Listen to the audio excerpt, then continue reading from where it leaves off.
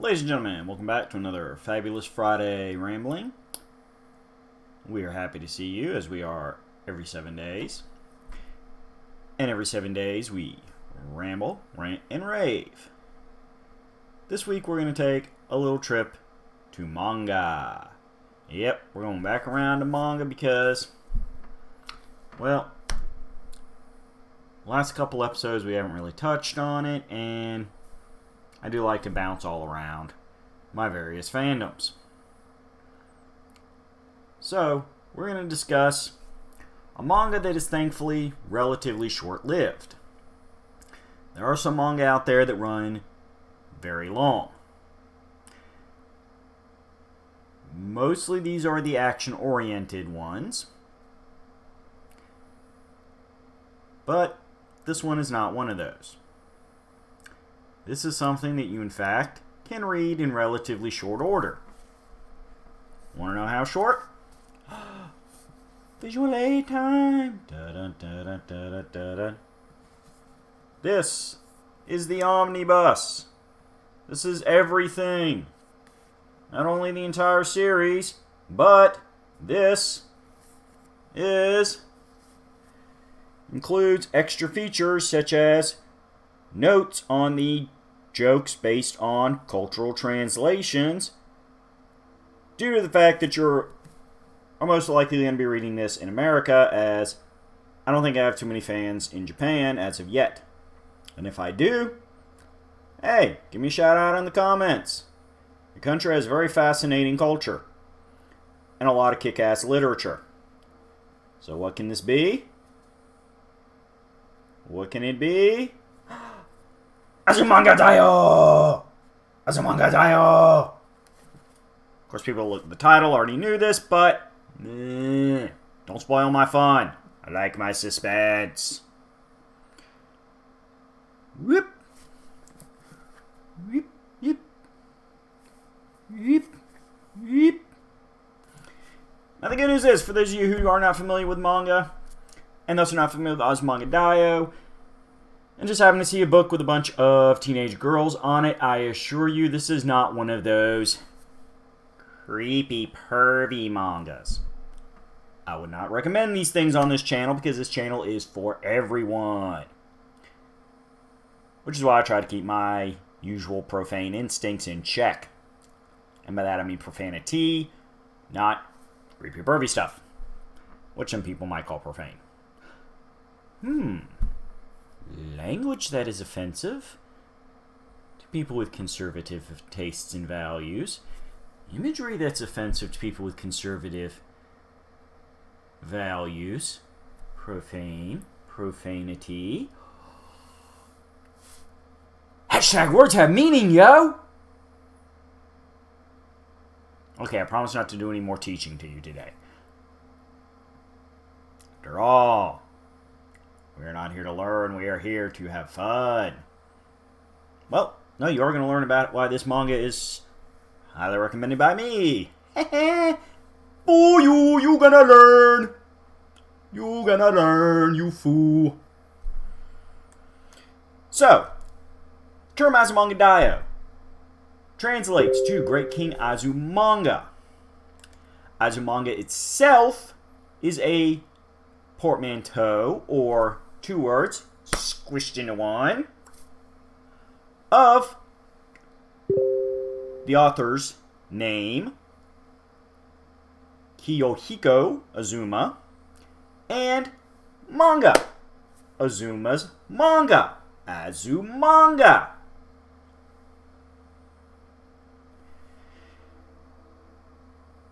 It was serialized from February 1999 to May 2002 in the monthly magazine Dengeki Daioh by Media Works. 3 additional chapters were published in Shogakukan's monthly Shonen Sunday in May 2009 to celebrate the manga's 10th anniversary. The manga was first released in English by ADV Manga and later reissued by Yen Press. Yep. Alright folks, hold on. Big zoom in. Yen Press. Good for them. Wonderful investment. Now, Azumanga Daioh, when it comes to literary genres, falls under the slice of life / sitcom genres.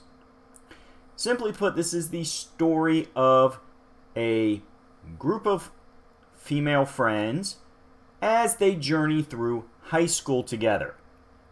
And in perfect imitation of high school life format, some of these friends are made during the course of high school, and some are already friends, because that is life. You make new friends.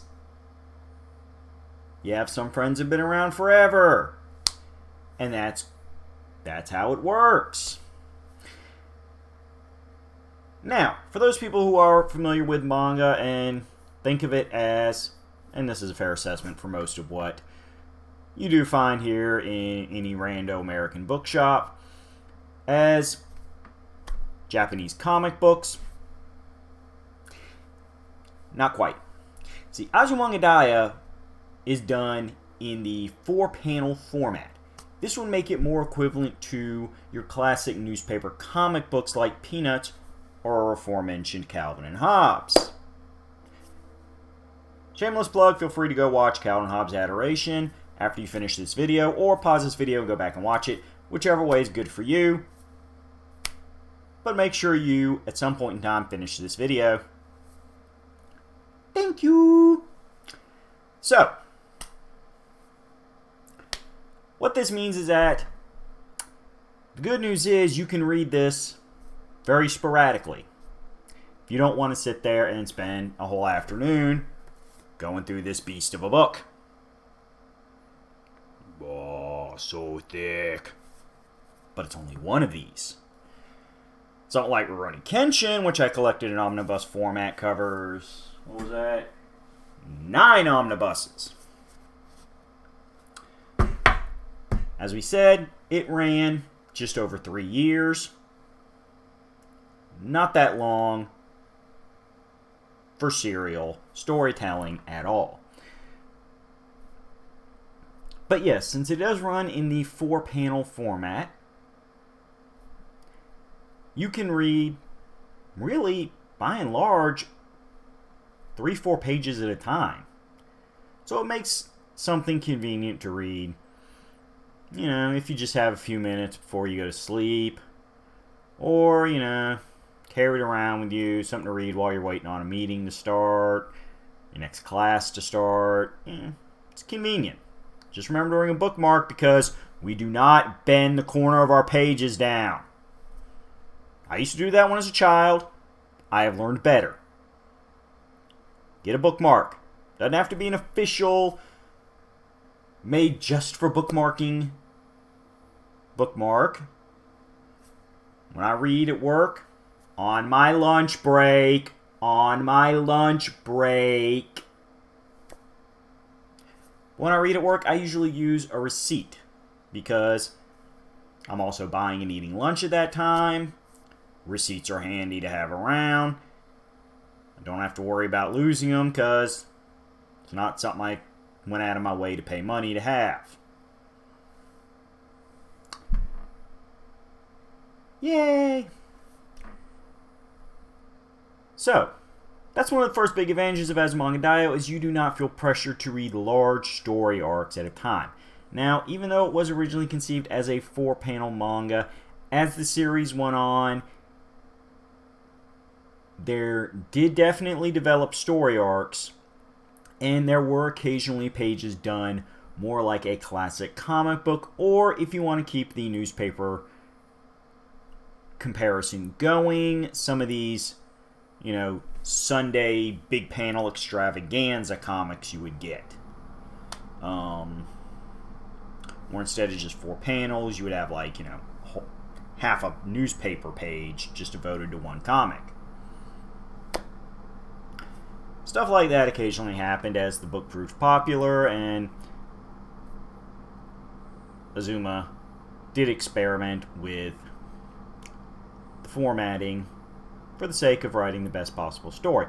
Now, as I said, it is not just a day in the life, but of a very sitcom format. Getting technical here for a minute, sitcom is itself a portmanteau, or we used earlier, for situational comedy. This means that not only is it all about the humor, but that the humor derives from people finding themselves in awkward situations or regular situations made humorous by the oddball personality twerks of the characters involved. And let's face it, Azumanga Daioh definitely has an entire cast of interesting, quirky characters. Besides the core ladies, we also have other classmates who are not part of the core cast but are recurring characters, as well as a pair of teachers who serve as, like good teachers should, not just academic instructors, but, whether by doing the right thing or the wrong thing, and it being witnessed, mentors to how to deal with life. In fact, there are a few stories told specifically based around these two teachers who are themselves lifelong friends. And diametrically opposed personalities. Personally reminds me a little bit of The Odd Couple, except they don't technically live together, they just work together and go out eating and drinking after hours. So, without getting into too many heavy plot spoilers, because we do not do heavy plot spoilers here, what else can we say about this fine manga? Well, we can go ahead and break down some of these cast of characters and give you a quick basis as to their personalities. I'm not going to go flipping through the book for this, mostly because I don't want to get caught up chuckling and enjoying some of the content. We must keep it sealed to keep the humorous curse inside. Do not let the humor escape or you will be obligated to read it all. It can be very addictive reading. Looking at our notes here, we have roll call of the core cast. Chiyo, a child prodigy having skipped 5 grades at the start of the series and yet quickly still manages to stay at the top of the class. Such grade skipping would normally be unthinkable in Japan, and the series humorously explores its potential consequences, mostly making fun of the fact that with Chiyo having skipped 5 grades and thus being 5 to 6 years younger than most of her peers, she is also physically smaller than most of her peers. Yes, folks, we do get some haha, you're short moments. But it's all in good fun. Also, the fact that the other characters cannot help but be overwhelmed by her, for high school, exceptional cuteness level.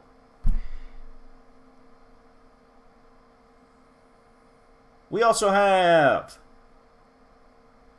Osaka, which is the nickname of the character Ayuma.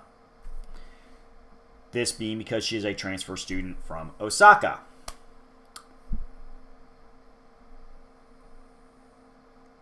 Osaka is your classic airhead personality seen in sitcoms throughout the decades. She is the one who will say things that make no sense to anybody around her, but make perfect sense to her. She's also very fond of pun-based humor, and as such tends to drive most of these situations that are humorous in the fact that they are socially dysfunctional. Being an airhead, she naturally is often the lowest grade. Is often the one in the core cast that has the lowest grades. Let me say that sentence properly. Blah, blah, blah.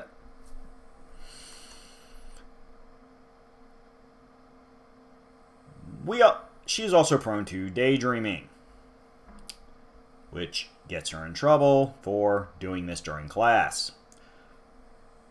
Tomo is your super energetic, super competitive, even though she does not translate that into any sort of athletic skill, slacker. Simply put, she barrels through life without any worry about any consequences for anything she says or does, living in the moment to the point of second to second, even Tomo isn't sure what she's going to do. Tomo is also known for having low grades due to the fact that she doesn't really prioritize having good grades. Although it has been noted that when push comes to shove and final exams come around, she is a master at cramming. Thus, even though you would think on the surface she is somebody that would not be able to get into a halfway decent school based on her grades, day to day,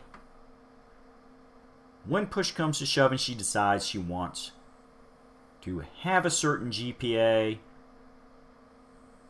especially for the sake of, like, not being held back a year, she will get the job done by hook or crook. Well, not really by crook, because she's not, like, a cheater, but just the fact she's one of those people that for no good reason just crams every final exam and it works for her. Tomo, like Osaka, is often the catalyst for the awkward and dysfunctional situations, and thus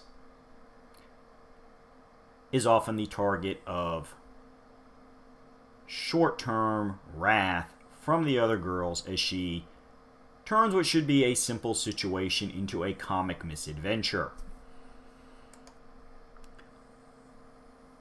Next up, we have Tomo's lifelong friend, Yomi. Now, as we compared the two teachers earlier to the odd couple, this is another pairing who can fit that bill, as Yomi is very studious, which forms the basis for her personal friendship with the aforementioned Chiyo, as they are both the ones most concerned about their GPAs, but also seems to have the most generally serious demeanor, which means Tomo's antics tend to bounce off of her like a tennis ball against a brick wall. Due to the lifelong friendship and the fact that the super serious demeanor makes her Tomo's most often target, as Tomo loves to try to get a reaction out of Yomi, that reaction is most often smacking Tomo upside the back of the head and yelling at her. But despite that fact, it should be noted that the two do maintain a friendship, and when push comes to shove, it works because, you know, we all need that person in our life who will drag us out of our own little self-contained bubble. Yeah, spending your time studying, worrying, fretting. You need somebody that's going to break your mind from that. The joys of multitasking. And get you to have any sort of emotional outburst so that the outlet can outlet, and thus you do not simmer and eventually explode in a negative way. Trust me, for anybody who does not regularly openly express themselves emotionally, this is something those of us who like to keep stuff bottled up and process it on our own time privately can have happen to us. Yomi is also victim of a running joke by the writer in that she is constantly worried about her weight, despite the fact that, as you can see in this illustration here, she is actually of generally average weight. the fact she is one of the 2 tallest women in the series does translate to her fretting about her weight. But again, it is treated comically, usually mined for humor from Tomo when she feels like harassing Yomi about, oh, why is your stomach grumbling? Did you skip breakfast again, Yomi? Good-natured ribbing. Speaking of tall girls, we have Sakaki. Sakaki is not just tall, but also suffers from being the most amply proportioned in the lustfully nicest areas, i.e. busty. Sakaki herself never seems to take advantage of this and often dislikes it, as she is a very soft-spoken, gentle girl, although due to her all-around size, she tends to intimidate most people around her. Sakaki, like Yomi, often serves as the straight man, well, I guess straight person in this case would be the appropriate term, but straight person for the antics of people like Yomi, or not Yomi, Tomo, Tomo and Osaka. Sakaki herself has a bit of a series-wide story arc where she has always dreamed about owning a cat, has never been able to due to her mother's allergies and or general distaste. I don't recall exactly if they went one way or the other way. I think one parent is allergic and the other just dislikes cats. Either way, she's never been allowed to have a pet cat, and it's been a great dream of hers.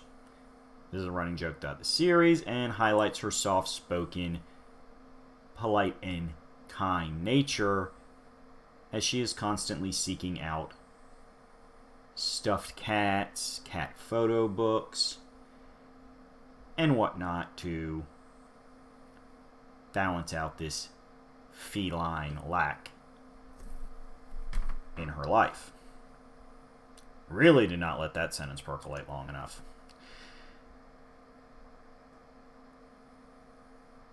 The last of the regular cast, although she was a recurring character before joining the core cast, is Kagura. Kagura is the missing athletic jock stereotype character from this circle of people. Kagura's main athletic endeavor is on the swim team, and as such, she has a perpetual tan. Although, since Japanese school swimsuits are your classic one pieces, it is a tan that, when she occasionally, for personal enjoyment, busts out the bikini, does have some very noticeable tan lines. Again, not trying to be pervy about that, but it does tend to be a bit of a joke in the series, and does provide some, artistically interesting visuals for those people who are not familiar with distinct tan lines, what we in America often call the so-called farmer's tan. It can be kind of disconcerting when, oh yeah, my arms are all super tan, my legs are all super tan, my face is nice and tanned. You take this off for one reason or another, and it's like, Casper! Ah! It's all for fun. It is a family-friendly, all-ages comic, by and large. We'll say early teen on up, because, again, they are high schoolers. There are occasional, PG-style references to, things that teenagers think about. No matter how innocent they may try to be portrayed, if you want them to be believably portrayed, eventually they have to collide against these things.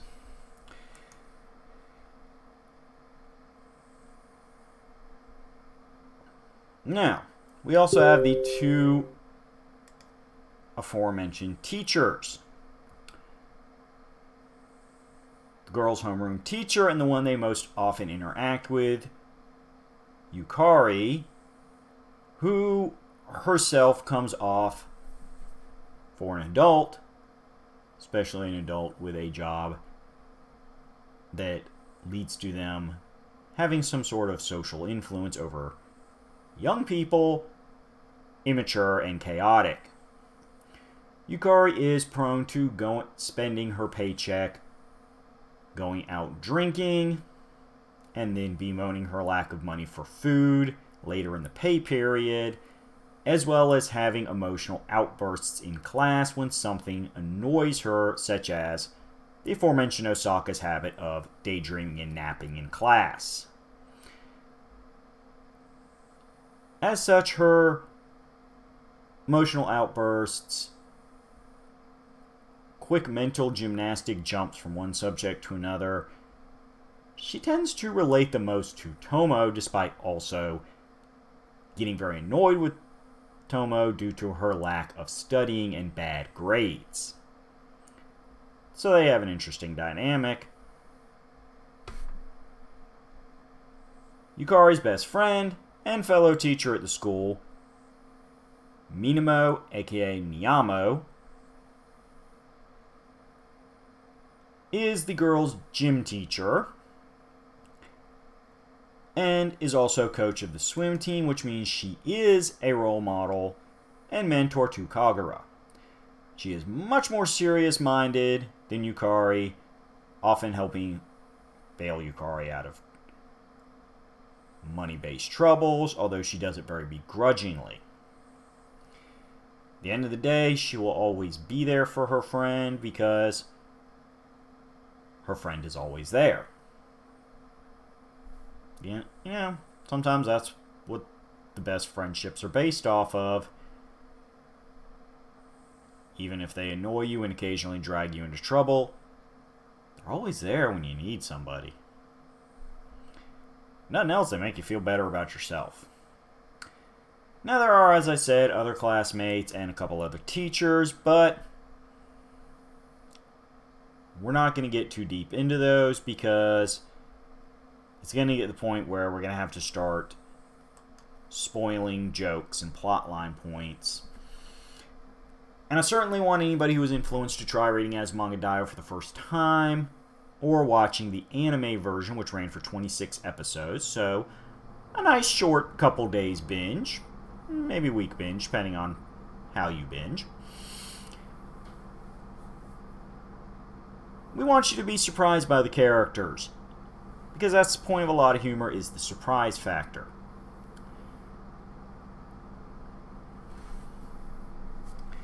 So, when it's all said and done, here's a quick wrap-up. Azumanga Daioh. Nice, lighthearted, good-humored, sitcom-style fun, presented in that familiar 4-panel, short and sweet comic book format that covers the high school career of several female students, along with their peers, teachers, and occasionally parents. It is a wonderful read. As I've said before, one thing I will show you in here, let me go find where it actually is. Here we go. It was printed in the individual manga volumes. They include it in the omnibus.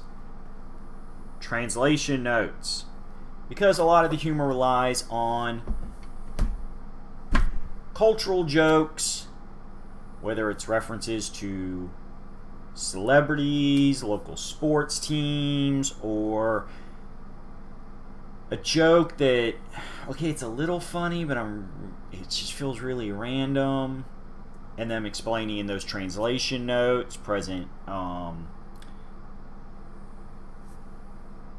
at a few spots in the course of the omnibus. We find out it's like, well, because it's actually was originally pun-based humor, and this was the best way we could kind of translate it, keep it humorous, but still veer kind of close to what the original joke was. The good news is, since they're not notes written in the margins, if you do want to skip over it because you are generally familiar with the cultural references, or you just plain don't want the jokes over-explained to you, it is easy to skip past the pages. But for people who do want to get a better sense of this peek at, even if it's highly exaggerated for the sake of humor, Japanese culture and daily life for high schoolers, the resource is there. No extra Google foo needed. As I've said, the omnibus version does exist. It's by Yen Press. Got that nice Yen logo, Yen Press logo. Now, I've had my copy for a few years, so I don't know how widely it is still in print, but the beauty of the internet is you should be able to find copies still. Even if it is not currently in print, I would be surprised if it isn't, because it is a highly successful, well-beloved manga series. I encourage you to check it out. I encourage you to also come back in 7 days. We're going to discuss something different. For now, though, I am going to sign off. Happy omnibus hunting. Hope you have a good time enjoying your day-to-day life. Stay happy, stay healthy, and stay viewing. Because as long as I have ramblings to do, ramblings will be uploaded. Remember, constructive criticism is never hating.